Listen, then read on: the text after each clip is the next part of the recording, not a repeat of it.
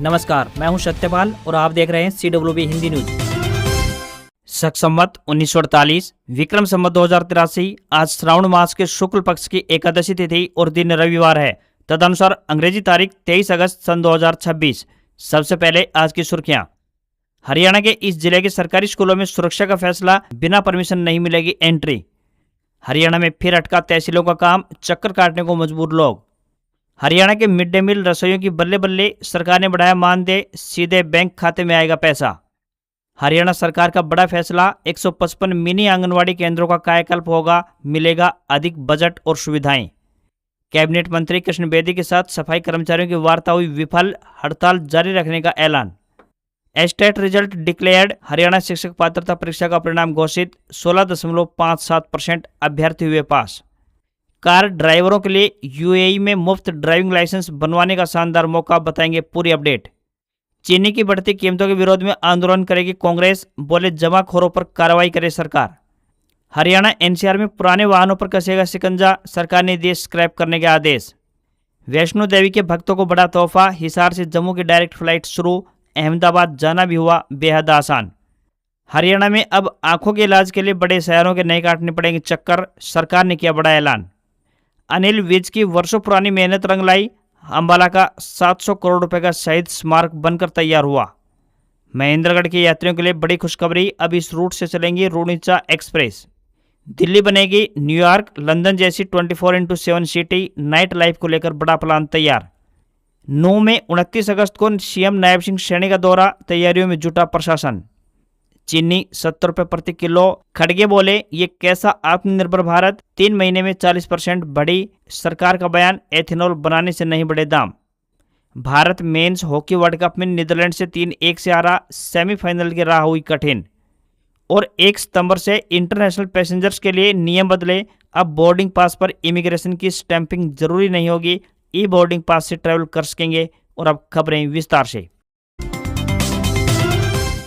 हरियाणा में मानसून फिर से सक्रिय हो गया है। हल्की वर्षा होने के कारण प्रदेश में तापमान थोड़ा नीचे जरूर आया है, वहीं हल्की वर्षा मौजूदा समय में फसलों के लिए लाभकारी साबित होगी। भारत मौसम विज्ञान विभाग के अनुसार मानसून फिर से सक्रिय हुआ है, इसके चलते आगामी 2 दिनों तक वर्षा हो सकती है। इसे लेकर मौसम वैज्ञानिकों की तरफ से अलर्ट जारी किया गया है। शुक्रवार को प्रदेश में फतेहाबाद, हांसी, हिसार, यमुनानगर, कैथल, गुरुग्राम, रोहतक, पानीपत, सोनीपत और करनाल जिलों में वर्षा हुई है। हल्की बूंदाबांदी होने के चलते दोपहर बाद धूप निकली, इससे तापमान थोड़ा बढ़ा है। वहीं बूंदाबांदी के चलते हिसार का तापमान 36.6 डिग्री सेल्सियस रिकॉर्ड किया गया, तो वहीं यमुनानगर, करनाल व पानीपत में तेज वर्षा का येलो अलर्ट जारी किया गया।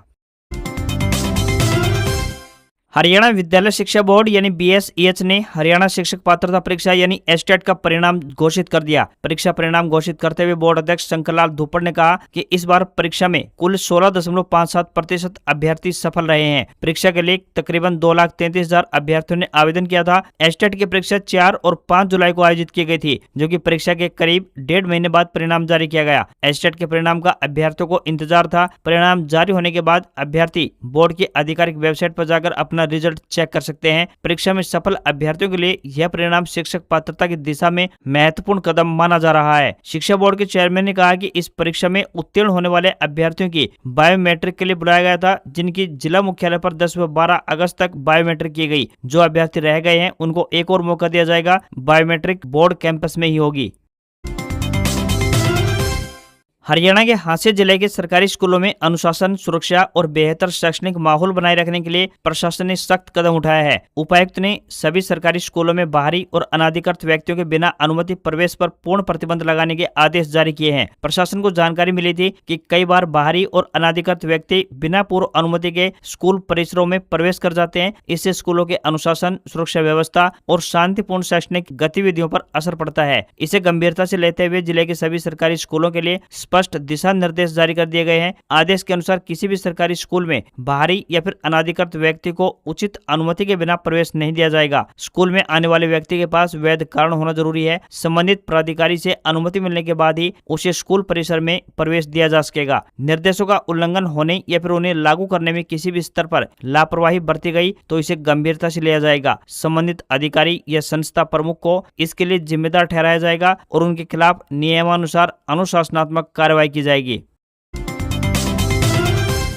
हरियाणा के सामाजिक न्याय एवं अधिकारिता मंत्री कृष्ण कुमार बेदी और हड़ताली सफाई कर्मचारी प्रतिनिधियों के बीच शनिवार को 2 दौर की बैठक हुई। बातचीत में नगरपालिका कर्मचारी संघ हरियाणा व हरियाणा अग्निशमन विभाग कर्मचारी यूनियन की 10 सदस्यीय कमेटी शामिल हुई। जिमखाना क्लब में हुई 2 दौर की बैठक करीब 3.5 घंटे तक चली। बैठकों में 14 मांगों में से 13 मांगों पर सरकार ने सहमति जता दी, मगर कर्मचारियों को पक्का करने की मांग पर मामला अटक गया। कैबिनेट मंत्री ने कर्मचारी नेताओं को कहा कि सरकार द्वारा इस मामले में कानूनी राय ली जा रही है, जल्द ही इसका हल भी निकाल लिया जाएगा। साथ ही उन्होंने प्रतिनिधिमंडल की जल्द ही मुख्यमंत्री से भी बातचीत कराए जाने की बात कही। वहीं कर्मचारी संघ के स्टेट प्रधान नरेश शास्त्री ने कहा कि उनकी पक्का करने की मांग ही सबसे प्रमुख मांग है और जब तक ये मांग पूरी नहीं होती तब तक हड़ताल खत्म नहीं होगी।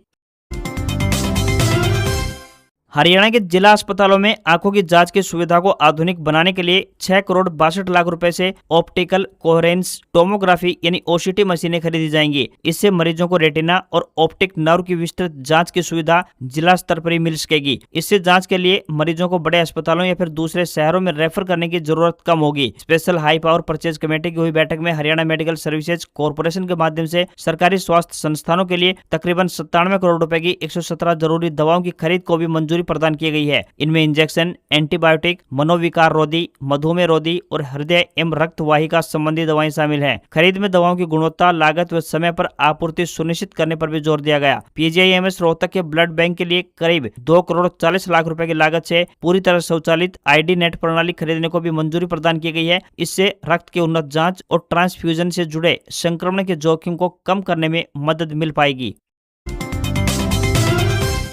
राजस्व विभाग की डिजिटल व्यवस्था को लेकर पटवारी और कानून को दूसरे दिन भी हड़ताल पर रहे कर्मचारियों का कहना है कि नए सॉफ्टवेयर लागू कर दिए गए हैं, लेकिन इनको इस्तेमाल के लिए जरूरी संसाधन अब भी पर्याप्त नहीं है। पुराने टैबलेट खराब हो चुके हैं और नए उपकरण उपलब्ध नहीं करवाए गए हैं। वहीं नए पोर्टल में तकनीकी खामियों के कारण काम करने में भी दिक्कत आ रही है। पटवारियों के मुताबिक सरकार की ओर से सॉफ्टवेयर को ठीक बताया जा रहा है, लेकिन मैदानी स्तर पर कर्मचारियों को इसकी तकनीकी खामियों का सामना करना पड़ रहा है। इसी वजह से वे गलतियों वाले इंतकाल को सामने रखकर अपनी समस्याएं साबित करने की तैयारी में हैं। नए सॉफ्टवेयर की तकनीकी व्यवस्था का असर लोगों की जेब पर भी पड़ रहा है। कर्मचारियों का कहना है कि डिजिटल व्यवस्था का उद्देश्य काम को आसान बनाना है, लेकिन तकनीकी दिक्कतों के कारण लोगों पर अतिरिक्त आर्थिक बोझ भी पड़ रहा है। पटवार एवं कानूनगो एसोसिएशन के पदाधिकारियों का कहना है कि यदि सरकार सॉफ्टवेयर को दुरुस्त मान रही है तो हर जिले से 25-25 ऐसे इंतकाल मंगवाए जाएं जिनमें तकनीकी गलतियां सामने आई हैं। इससे सॉफ्टवेयर की वास्तविक स्थिति स्पष्ट हो जाएगी। एसोसिएशन ने नए पोर्टल को सरल बनाने और तकनीकी खामियां दूर करने की मांग की है। पटवारियों ने डिजिटल क्रॉप सर्वे में भी बदलाव की मांग उठाई। उनका कहना है कि मौजूदा व्यवस्था में 20 मीटर के रेंज के कारण खेतों में सर्वे करना मुश्किल होता है। इसे बढ़ाकर 150 मीटर किया जाना चाहिए।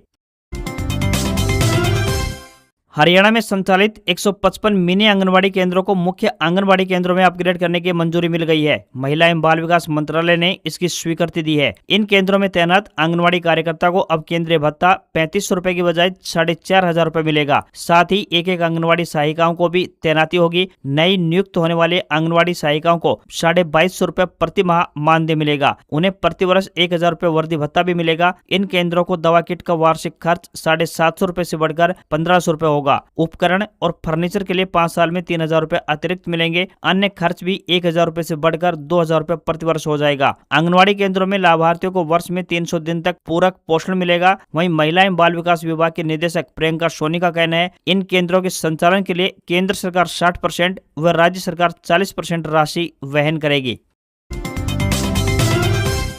हरियाणा के सरकारी स्कूलों में मिड डे मील तैयार करने वाले रसोइयों यानी कुक्स के लिए बड़ी राहत की खबर सामने आ रही है। राज्य शिक्षा विभाग ने रसोइयों का मानदेय बढ़ाकर 6000 रुपए प्रति माह करने की दिशा में बड़ा कदम उठाते हुए सभी जिलों के लिए बजट आवंटित कर दिया है। शिक्षा विभाग ने प्रदेश के सभी जिला मौलिक शिक्षा अधिकारियों को निर्देश जारी किए हैं कि वे अपने अपने जिलों के स्कूलों में तैनात रसोइयों की कुल संख्या के हिसाब से 6000 रुपए के मानदेय की बजट सीमा तुरंत तय करें। इसके लिए विभाग के ब्यूरो स्तर से प्रशासनिक और वित्तीय स्वीकृतियां जारी कर दी गई हैं। विभाग ने स्कूलों के लिए सभी आहरण एवं संवितरण अधिकारियों को स्पष्ट निर्देश दिए हैं कि रसोइयों को उनके काम के दिनों और उपस्थिति के आधार पर मानदेय का भुगतान सीधा उनके बैंक खातों में समय पर किया जाए। सरकार के इस फैसले से साफ है कि जिस अवधि के दौरान कुक स्कूल में उपस्थित रहकर भोजन तैयार करेंगे, उन्हें उसी के अनुरूप बढ़ा हुआ यानी 6000 रुपए का मानदेय जारी किया जाएगा। इस कदम से प्रदेश के हजारों मिड डे मील कर्मचारियों को आर्थिक संबल मिलेगा।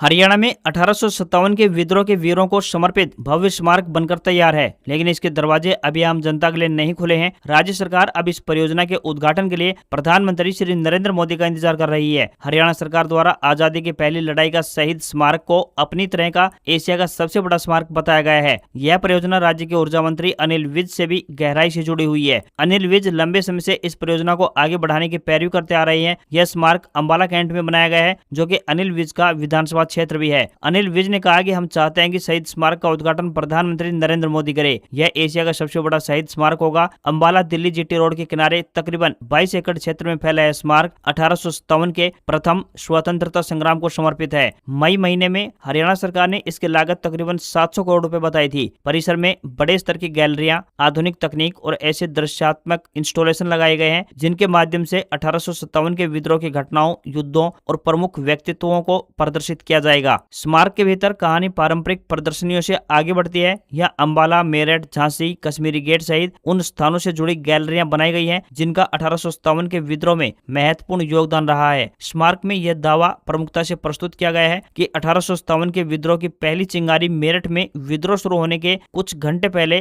अंबाला कैंट में भड़की थी। हरियाणा के राजनीतिक नेता इस दावे को कई बार उठा चुके हैं और स्मारक की पूरी कथा में भी इसे प्रमुख स्थान दिया गया है। अगर आप भी मुफ्त में यूएई यानी यूनाइटेड अरब अमीरात का ड्राइविंग लाइसेंस बनवाना चाहते हैं तो यह खबर आपके लिए काम की हो सकती है। यूएई की मशहूर valet parking company Prestige wallet को अनुभवी भारतीय कार ड्राइवरों की आवश्यकता है। उम्मीदवार की उम्र की बात करें तो 21 से 40 साल के बीच होनी चाहिए। शरीर पर किसी भी तरह का विजिबल टैटू नहीं होना चाहिए और कैंडिडेट का क्लीन शेव होना भी आवश्यक है। उम्मीदवार को थोड़ी बहुत अंग्रेजी पढ़ने और बोलने की जानकारी भी होनी चाहिए। कंपनी की ओर से उम्मीदवार को 11 घंटे की ड्यूटी और 26 दिन काम करने पर 1100 द्रम वेतनमान दिया जाएगा। इसके अलावा नौकरी में टिप्स भी मिलती है, जिससे कि महीने की कमाई बढ़कर 1300 से 1500 द्रम तक हो सकती है। साथ ही कंपनी की ओर से रहने और मेडिकल की सुविधा भी दी जाएगी। खास बात यह है कि अगर उम्मीदवार इसी कंपनी में लगातार 2 साल तक काम करता है तो यूएई ड्राइविंग लाइसेंस बनवाने का किसी भी तरह का चार्ज भी उससे नहीं लिया जाएगा। अधिक जानकारी और इंटरव्यू के लिए रजिस्ट्रेशन करवाने के लिए भारत सरकार से मान्यता प्राप्त एजेंसी श्रवण ओवरसीज के 243 मोनिका टावर, मिलाप चौक, जालंधर स्थित कार्यालय में संपर्क किया जा सकता है। दिल्ली से जोधपुर, जैसलमेर के बीच चलने वाली रेल सेवा अब अस्थायी रूप से हरियाणा के महेंद्रगढ़, चिड़ाबाद, झुंझुनू, सीकर और रिंगस मार्ग से संचालित होने जा रही है। रेलवे के इस फैसले से महेंद्रगढ़ और झुंझुनू क्षेत्र के यात्रियों को आवागमन में सुविधा मिलने की उम्मीद है। रेलवे प्रशासन ने रूट दोहरीकरण यानी डबलिंग के कार्य के चलते ट्रेन के मार्ग में अस्थायी बदलाव किया है। गाड़ी संख्या 14087 रूणीचा एक्सप्रेस का परिवर्तित मार्ग से संचालन 21 अगस्त से प्रारंभ हो गया है। यह व्यवस्था कुल 35 दिनों तक यानी 24 सितंबर तक जारी रहेगी। पहले यह ट्रेन नारनौल होकर चलती थी। अब महेंद्रगढ़ के रास्ते संचालन होने से क्षेत्र के यात्रियों को दोपहर के समय प्रसिद्ध धार्मिक स्थल खाटू श्याम जी जाने के लिए सीधी रेल सुविधा मिल गई है। समय सारणी की बात करें तो रूणीचा एक्सप्रेस दिल्ली जंक्शन से सुबह 8:55 पर चलती है। दिल्ली कैंट से 9:23, गुरुग्राम से 9:41 और रेवाड़ी से 10:37 रवाना होकर तकरीबन 11:30 बजे महेंद्रगढ़ पहुंचती है। राजधानी दिल्ली की पहचान अब केवल दिन के समय चलने वाले दफ्तरों और बाजारों तक सीमित नहीं रहने वाली। दिल्ली के मास्टर प्लान यानी एमपीडी 2047 के तहत राजधानी को अंतर्राष्ट्रीय स्तर की 24 आवर सिटी बनाने की योजना तैयार की गई है। इसके तहत 24 घंटे चलने वाली अर्थव्यवस्था को बढ़ावा देने के साथ देर रात तक व्यापार, मनोरंजन और सांस्कृतिक गतिविधियों के लिए सुरक्षित माहौल तैयार किया जाएगा। यहाँ 5 सितारा होटल, सर्विस अपार्टमेंट, विश्व स्तरीय रेस्तरां और देर रात तक संचालित होने वाले क्लब एक ही परिसर में उपलब्ध होंगे। नाइट टाइम इकोनॉमी को केवल बड़े होटलों और क्लबों तक सीमित नहीं रखा जाएगा। इसके लिए होटल, स्थानीय कलाकार, स्ट्रीट वेंडर, हस्तशिल्प और लोकल फूड को जोड़कर पूरा नाइट लाइफ सर्किट विकसित करने की योजना है। साथ ही होटल, ट्रांसपोर्ट, फूड डिलीवरी और सुरक्षा क्षेत्र में देर रात की शिफ्ट वाली नौकरियों के अवसर भी बढ़ सकते हैं। मास्टर प्लान 2047 में लंदन और न्यूयॉर्क जैसे वैश्विक शहरों की तर्ज पर दिल्ली की रात्रिकालीन अर्थव्यवस्था को विकसित करने की योजना है। चुनिंदा कॉमर्शियल क्षेत्रों में 24 घंटे दुकान, रेस्तरां और मनोरंजन केंद्र चलाने की अनुमति होगी। सरकार ने उन दावों को खारिज कर दिया है जिनमें कहा गया था कि चीनी से एथेनॉल बनाने की वजह से भारतीय बाजार में इसके दाम बढ़े हैं। खाद्य और उपभोक्ता मंत्रालय ने कहा कि कम उत्पादन, त्योहारी सीजन की मांग और जमाखोरी की वजह से ये कीमतें बढ़ी हैं। चीनी के बढ़ते दाम को रोकने के लिए स्टॉक लिमिट और ड्यूटी फ्री इंपोर्ट जैसे कदम भी उठाए गए हैं। मंत्रालय ने साफ तौर पर कहा है कि चीनी की बढ़ती कीमतों को एथेनॉल बनाने में इसका इस्तेमाल से जोड़ना पूरी तरह से गलत है। पेट्रोल में मिलाने के लिए चीनी से एथेनॉल बनाने का हिस्सा साल 2022-23 सीजन के लिए 12% से घटकर साल 2025-26 सीजन में तकरीबन 9% रह गया है। मौजूदा समय में देश के कुल एथेनॉल उत्पादन का लगभग 75% हिस्सा अनाज, खासकर मक्के से आ रहा है। देश के रिटेल बाजार में पिछले एक महीने में चीनी के दाम तेजी से बढ़े हैं। 20 जुलाई को जो चीनी 48 रुपए 18 पैसे प्रति किलो थी, वह 20 अगस्त को बढ़कर 55 रुपए 70 पैसे प्रति किलो पहुंच गई है। चीनी की यह किल्लत सिर्फ भारत में ही नहीं बल्कि पूरी दुनिया भर में है। दुनिया भर में सप्लाई कम होने की वजह से अंतर्राष्ट्रीय बाजार में भी चीनी की कीमतें बहुत तेजी से बढ़ी हैं। सरकार ने चीनी व्यापारियों और डीलरों पर स्टॉक रखने की सीमा लागू कर दी है। नए नियमों के तहत बात करें तो महीने में 10 मीट्रिक टन से अधिक चीनी का कारोबार करने वाले डीलर 15 दिन से अधिक की खपत का स्टॉक जमा करके नहीं रख सकते। इसके अलावा चीनी के आयात को टैक्स फ्री भी कर दिया गया है। निर्यात पर 30 सितंबर 2026 तक रोक लगा दी गई है। डीलरों के लिए 30 नवंबर तक 400 टन तक की स्टॉक लिमिट तय की है। त्योहारों पर बाजार में चीनी की सप्लाई बढ़ाने और दाम कंट्रोल करने के लिए सरकार ने मिलों को 15 अक्टूबर से ही गन्ने की पेराई शुरू करने की भी सलाह दी है। राहुल गांधी ने शनिवार को पुणे में छात्रों की गूंज कार्यक्रम में महिलाओं की आजादी और पितृसत्ता के मुद्दे पर 1 घंटा 16 मिनट बात की। उन्होंने कहा कि महिला की पहचान उसके पिता, पति या फिर बेटे से नहीं होती, बल्कि उसकी अपनी पहचान होती है। मनुष्य स्मृति का जिक्र करते हुए महिलाओं को पिता, पति और बच्चों की संपत्ति मानने वाली सोच को शर्मनाक बताया। राहुल गांधी ने कहा कि महिलाओं के खिलाफ 3 तरह से हिंसा होती है। पहली, पैदा होते ही हत्या, दूसरी शारीरिक अत्याचार, तीसरी आर्थिक बंदिशें। उन्होंने कहा कि महिलाओं को शिक्षा, नौकरी, संपत्ति और अपने फैसले लेने की पूरी आजादी मिलनी चाहिए। राहुल ने छात्राओं से कहा कि वे डरे नहीं, अपनी आवाज बुलंद करें और अपने लिए लड़ें। उनका संदेश था, अपनी बात जोरदार ढंग से कहें, गर्व महसूस करें और अपने लिए लड़ें। इवेंट में 15,000 से अधिक लड़कियां मौजूद थी। राहुल गांधी ने नरेंद्र मोदी, योगी आदित्यनाथ और भागवत के बयानों की क्लिप दिखाए, जिसके टाइटल में लिखा था मनुस्मृति इज बैक। राहुल ने कहा, जंतर मंत्र में गालियां लड़कों ने भी दी और लड़कियों ने भी दी, पर पीएम ने कहा कि कल्चरल शौक लगा कि लड़कियों ने गालियां दी। लड़के गाली दें तो उनके लिए अलाउ है, लेकिन लड़की गाली दे तो शोभा नहीं देता। केंद्र सरकार ने 4 साल से छोटे बच्चों के लिए सर्दी जुकाम की दवा को लेकर शनिवार को आदेश जारी किया है। सरकार के मुताबिक क्लोरफेनिरामाइन मेलेट और फिनाइलेफ्राइन हाइड्रोक्लोराइड के कॉम्बिनेशन से बनने वाली सभी दवाएं 4 साल से छोटे बच्चों को नहीं दी जाएं। सरकार ने दवा कंपनियों को इन दवाओं के पैकेट, अंदर की जानकारी और प्रचार सामग्री पर साफ चेतावनी लिखने का भी आदेश दिया है, ताकि छोटे बच्चों को इनके इस्तेमाल से होने वाले संभावित खतरे से बचाया जा सके। दवा के पैकेट पर लिखना होगा कि 4 साल से कम उम्र के बच्चों में इसका इस्तेमाल नहीं किया जाना चाहिए। सरकार ने एक्सपर्ट कमेटी और ड्रग्स क्लिनिकल एडवाइजरी बोर्ड यानी DTAB की सिफारिश के बाद ये बड़ा फैसला लिया है। एक्सपर्ट के मुताबिक इस दवा कॉम्बिनेशन से छोटे बच्चों में स्वास्थ्य संबंधी जोखिम हो सकते हैं, जबकि इस उम्र के लिए सुरक्षित विकल्प उपलब्ध हैं। क्लोरफेनिरामाइन मेलेट और फिनाइलेफ्राइन हाइड्रोक्लोराइड का कॉम्बिनेशन आमतौर पर सर्दी जुकाम और नाक बंद होने की स्थिति के बाद दी जाने वाली दवाओं में इस्तेमाल होता है। केंद्रीय स्वास्थ्य मंत्रालय ने 3 अक्टूबर 2025 को भी 2 साल से छोटे बच्चों को कफ सिरप यानी खांसी और सर्दी की दवाएं देने पर रोक लगाई थी। सरकार ने मध्य प्रदेश और राजस्थान में कफ सिरप से 11 बच्चों की मौत की खबरों के बाद एडवाइजरी जारी की थी। स्वास्थ्य मंत्रालय के मुताबिक आमतौर पर 5 साल से कम उम्र के बच्चों को कफ सिरप नहीं दिया जाना चाहिए। आज खबरों में इतना ही। देखते रहिए आपका अपना हरियाणा का सबसे बेहतरीन news channel CWB Hindi news. नमस्कार। इसी आशा के साथ आपका दिन शुभ रहे।